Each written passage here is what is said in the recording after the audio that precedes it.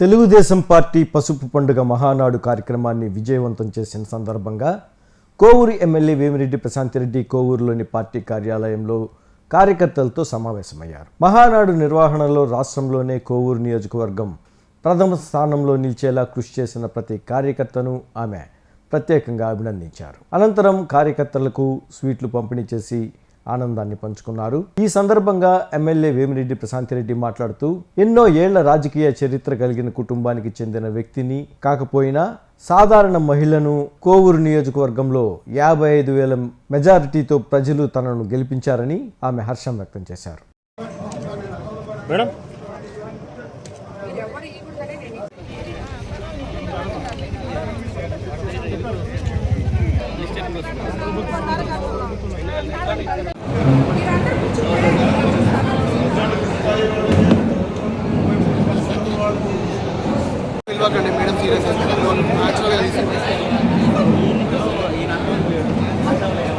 అందరం కలిసి మాట్లాడుకుంటాం. అందరం కూడా ఇంకా ఉన్నాయి. వాటి అన్నింటిలో కూడా బూత్ ఇన్ఛార్జ్ కానీ ప్రతి ఒక్కరు కూడా కానీ ఒక మండల పార్టీ అధ్యక్షుడిని పాలిట్ బ్యూరో మెంబర్గా చేసిన మొట్టమొదటి మన కోవూరు కాన్స్టిట్యున్సీలో నెల్లూరు జిల్లాలో ఈ 38వ మహానాడు పార్టీ స్థాపించి 44 సంవత్సరాలు అయినప్పటికీ అన్న నందమూరి తారక రామారావు గారి జన్మదినం సందర్భంగా ఈ మహానాడు మనం జరుపుకుంటున్నప్పటికీ ఇది కొన్నిసార్లు కోవిడ్ వల్లనో కొన్నిసార్లు ఎందువల్లనో కాకపోయినా ఇది 38వ ఏదో చెప్తున్నారు. ఈ 38వ మహానాడు ముఖ్యంగా ముఖ్యమంత్రి గారు అలాగే వర్కింగ్ ప్రెసిడెంట్ నారా లోకేష్ బాబు గారు నెల్లూరు జిల్లాలో కోవూరు కాన్స్టిట్యున్సీలో జరపాలి అని నిర్ణయించినప్పుడు ఆ రోజే చూశాను. నా కోవూరు నియోజకవర్గంలోని ప్రతి ఒక్క నాయకుడు కార్యకర్త పడ్డ ఉత్సాహం అంతా ఇంత కాదు. ఆ రోజు కూడా ఎలాగైనా సరే మనం దీన్ని సక్సెస్ చేస్తామని చెప్పి అనుకున్నాం. ఎందుకంటే అంతమంది ముందుకొచ్చి మీరు మీ పనులు చేయటమా, మేము మీ అనుకున్నాం, మీతో ఉన్నాం, మేము అందరం కలిసి సక్సెస్ చేస్తామని ప్రతి ఒక్కరూ చెప్పడం జరిగింది. అదేవిధంగా మీకు అందరికీ తెలుసు, మన ప్రధానమంత్రి గారి ఆశయం మేరకు దేశ భవిష్యత్తును దృష్టిలో ఉంచుకొని మన ముఖ్యమంత్రి చంద్రబాబు నాయుడు గారు ప్రస్తుత యుద్ధ వాతావరణం దృష్టిలో పెట్టుకొని ప్రధానమంత్రి ఇచ్చిన హెచ్చరికల మేరకు మనమందరం కూడా రాబోయే రోజుల్లో కష్టకాలం వస్తుంది, మనము పొదుపుగా ఉండాలి అని చెప్పి ఆయన ముందుగానే మనకు అందరికీ సూచనలు ఇవ్వడం జరిగింది.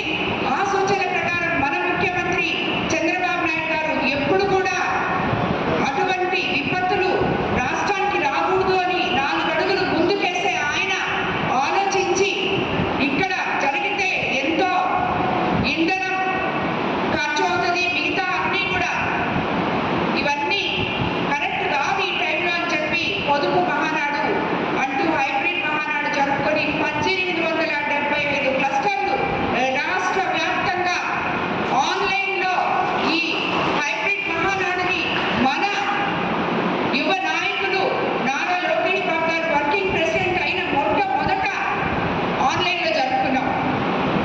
అందరూ అన్నారు ఆన్లైన్లో ఏంటి, మహానాడు ఏంటి, ఇది ఎట్లా జరగద్ది అని చెప్పి. మన పార్టీ స్ట్రక్చర్, మన పార్టీ డిసిప్లిన్, 44 సంవత్సరాల తెలుగుదేశం పార్టీ